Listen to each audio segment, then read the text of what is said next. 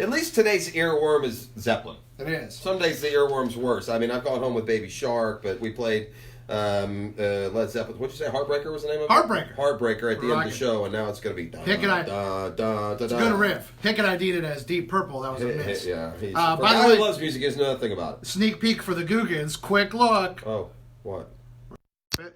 What is that? There it is. Oh, yeah. There it We'll do some of is. this. We spend tomorrow. I'm the big loser. We have Spin Again. Baby, it's cold outside, so I would have to go stand outside in a t-shirt, shorts, and barefoot in 40-degree weather this winter. There's the bad toupee here. I'm looking at the bottom, gang. Bad toupee. That's a bad toupee. That's a photo of Jason Witten. That's Jason Witten. And he's the subject of my loss. So I'd have to put on a bad toupee, and go get us all food. Yes. Then we have this is the one of all of them that I least want to hit. This is a teaspoon of mayonnaise. Oh, gross. Straight mayonnaise. And I like mayonnaise, but I don't eat it straight. But I hate it's the thing that if of any food in the world, if you made me eat, this is the one I would least want to eat. I hate mayonnaise. This is what I hope to get 40 times in a row, and then we get bored. Spin Again.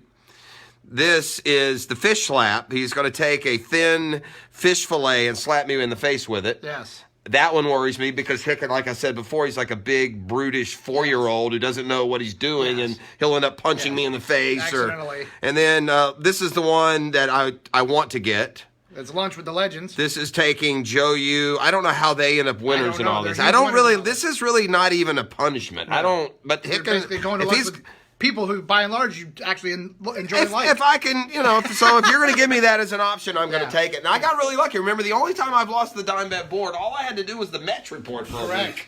I mean, Hickett now has gotten a cold bucket of ice dumped on him. And got battered with ping pong. And he got ping stung yesterday good. We got him good. So, there you have it. But tomorrow I'll be, I think the one that everyone wants is the fish slap. The fish slap or the mayonnaise. Those are definitely the... the mayonnaise. I'm okay. I'm not okay. I don't want any of them. I don't like to lose dime. This is why the dime bet is... This is why we introduced the wheel of consequence. That's why we do it. And just got to do it. This one's lingering. Taylor Dolls, dime bet against Dan and Jeff is in trouble as she bet that the Bears would be a playoff team this year. That one's in hot water. Dan and Jeff are heads up on Adam Gase's lifetime with the Jets in the next 2 years. Will he get them to the playoffs? Yeah. Jeff says yes. So basically, he better go next year. He has to go next year. And lastly is, of course, the Friday 5-pack in which Jeff says he will spin twice if he loses. Yeah, I did that out of bluster and anger. I got cheated last year, so I believe that the gambling gods reward the guy. More so punish the guy who cheated. Sure. And in case you guys missed it, last year Dan and I were basically even. I went on a cruise the last week of the season, or not even the last week of the season, with like 2 weeks left. Forgot to get my picks in, so instead of going 0-0 that week, they made me go 0-5. I think we all know that that's Bush League. So this year, without anything on the other side, just as a guarantee of my superiority in handicapping, if I win the 5-pack, Dan spins the wheel. If he wins, I have to spin it twice and do 2 consequences. And I say I have to. I volunteered that because I'm going to tell you now, just as I told you when the season started, I'm winning that dime bet. Yeah. I'm going to. He wasn't going to goaded have a better into it. record. He wasn't goaded into it. I offered up. It was correct. served up. So it's fair. So right now Jeff has the lead. It's a tight race, but Jeff is leading the 5-pack, so far it's looking good for him. Yeah, I'm up like a game, so 5-pack tomorrow. And of course, we'll have the... more drama on the 5-pack. March Madness will be around the corner, and Brunch with the Tour starts up before you know it, and we'll have that back on the table. Yeah. I enjoyed yesterday's payoff with the Sting Pong. That was fun. The video was enjoyable and entertaining for the Googans. They all seem to enjoy it, so the dime bets are a good time. It's fun. What else is going on? A dime bet that the fans are going to be more excited to watch Gardner Minshew play this weekend than not. So I would imagine for the next 4 weeks, fans, there's more anticipation and excitement than there would be if number 7 was going out there. Whether that's fair to Nick Foles or not, that's just the reality. It's hard to find it's hard to find motivation if you're a player. Look, we all think about your own work. It's almost as if when an NFL team gets to the point that there is mathematically no chance left to play, I would do it akin to if you've ever worked someplace, maybe a restaurant that tells you, oh, by the way, gang, we're going to be closing in a month. Right. What's your motivation for that last month? You're going to do your job. You're going to make your tips. You're going to do, but are you really You're giving it your all in. No. And I'm not saying, and this doesn't mean they're jaking or quitting. I'm just No, saying, are you distracted? Are you less, Right. it can matriculate in a variety of You ways. don't show up super jazzed for work. I would, yeah. I mean, and look, it's different.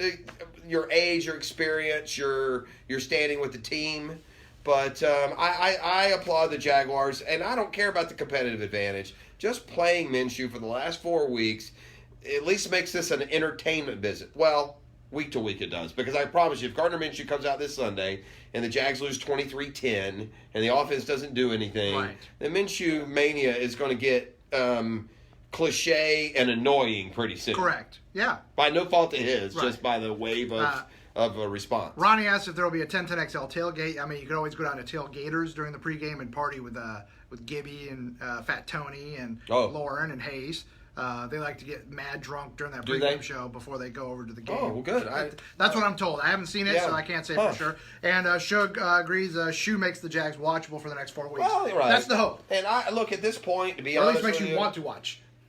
I don't subscribe to this, but I won't care if they lose all 4 games. We have 2 first-round draft picks. Right. We have some young talent on this football team that wasn't the case when we made the last 2 coaching changes. From Malarkey to Bradley, and from Bradley to Marone, I think there was less of a good, solid, and when I say solid, I mean for the next 5 years, not for the next year or 2 years, of young talent. And whether it's Josh Allen, Ngakoue, who knew that they still have to work something out, DJ Chark, Leonard Fournette, 2 quarterbacks. I'm not throwing dirt on a coffin with Nick Foles in it. He's done too much in his career. I'm not counting on him to be my leader and savior, but I'm going to keep him on the roster and foment a quarterback competition next year and have proven backup. So there's a lot of value still to Nick Foles moving forward. So I just think that they've got a nucleus of 6 to 8 young players now that are a little bit better than some of the other situations they've been in. Shug asked if there's any chance the Jags go O-line in the first round. Yeah, definitely. I think there's a real chance they do that. I mean, they have 2 picks, one of them being that 16 to 21-ish range from the Rams. I think that's a great spot to focus on an offensive line. And you see that in some of the mock drafts. Yeah. Listen, when you're the Jaguars, you could literally argue that they could use an offensive lineman, they could use a receiver, they could use a linebacker, they could use a corner, they could use a safety, they could use a D lineman. They can use every position. So this should be a good year to have the extra first rounder, a year where you can really argue to take need or value because the need goes across the board. They could take quarterback. Well, I mean, what if Tua's there and you think he's the next, Aaron Rodgers or whatever? Jamie asks, what about Brunell as coach? No disrespect to Mark. No. Yeah, I don't think he wants that job. I don't think he's looking to be a professional football coach. Mark's happy doing what he's doing. He's doing some television work. He's coaching at Episcopal where they've been very good. I think he's very happy doing that. Folks are now coming in with some of their suggestions, and all the names that you mentioned are going to be good. Derek Brown is one I'd love that. about. I don't know if he'll be there where the Jags will be picking. He's going to go high. He's going to be in that 5 to 10 range. Still have some maneuvering to do. There'll be a lot of. I mean, every year we document the guy who's in the top 5 of the mock draft and goes in round 5. So right now, the Jags, if the draft were today, the Jags would pick 8th and 20th. Yeah. But a lot can change. Back to my point. And the Rams have 4 games. I hope they win. I don't care if they win games or lose games. I think this is a year where you could pick 18th and 20th or 8th and 20th. You pick the right guys, you're going to get talent that helps you. Yeah. But say the Jags don't turn it around and only go 5 and 11, they'll pick 5th then. Well, and and I think the big question Jaguar fans have is, who's going to be making those picks, and do you have, if there's a change made at the top, who's going to be making those picks? If there's not a change, are you confident in the guys making those picks? And or is this a situation where if there was a different guy running the day-to-day operations, i.e. a coach, that the team currently would be better? That's also something that you that's all fair. You can bandy about. This is what happens when you're a bad team. Got a lot of questions, and they're not fun ones to ask. All right, Googans, tomorrow, 5-pack. This guy spins a wheel. Baby, it's cold outside. Lots going on. If I do Baby, it's cold outside, I'm not changing the lyrics. He's going to wear, he's not changing the lyrics. He's going to wear a very tight, dry fit shirt and guns out. Glass cutters. Love you, Googans.